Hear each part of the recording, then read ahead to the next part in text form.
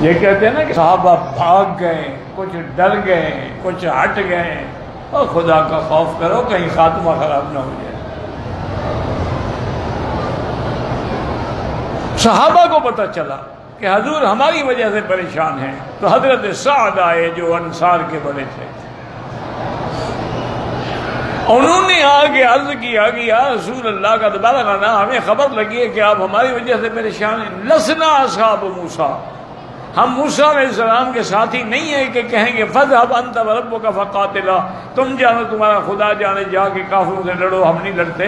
نحن اصحاب محمد، ہم محمد مدنی کے غلام ہیں، میرا مدنی، ہم آپ کے آگے، آپ کے دائیں، آپ کے بائیں، آپ کے پیچھے کٹیں گے، جب تک انصار کا ایک بچہ زندہ ہے دشمن کی تلوار محمد مدنی کی طرف نہیں اٹھ سکتی۔ یہ بھاگ گئے تھے۔ خدا کا خوف کرو، کیا کہہ رہے ہو؟ جن بدریوں کی قربانی پہ خدا اتنا خوش ہوا کہ اللہ فرماتے ہیں ان اللہ اطلع الی اہل بدر، اللہ نے بدر والوں کی طرف نظر رحمت فرمائی اور فرمایا میرا مدنی ان کو خوشخبری دے دو کہ اعملوا ما شئتم قد غفرت لکم، آج کے بعد تم جو کچھ کرو میں نے تمہارے لیے جنت رکھ دی ہے۔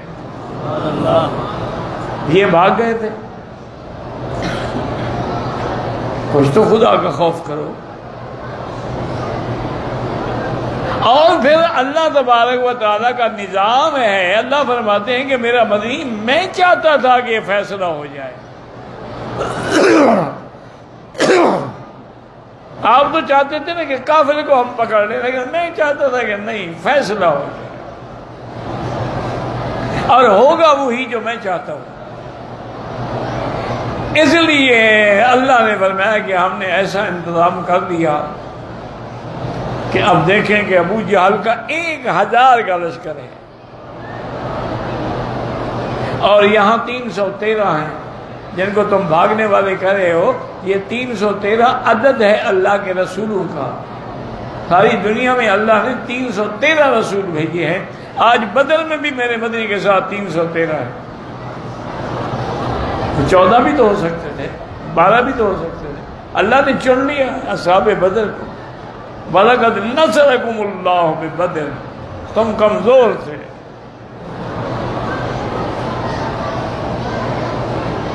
تو اس لیے ہمیشہ یاد رکھیں کہ اچھا اس جنگ بدر میں بھی کیا تھا کہ نہ تلواریں، نہ ڈھالیں، نہ نیزے، کچھ بھی نہیں، کھجور کی چھڑیاں کاٹ کے حضور پکڑا دیتے تھے، یہ تمہاری تلوار ہے۔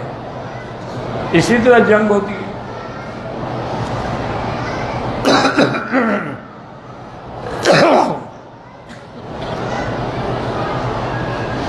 لیکن وہ منظر تھا، ایک طرف میرے مدنی کی شمع رسالت تھی اور دوسری طرف پروانے اور دیوانے تھے۔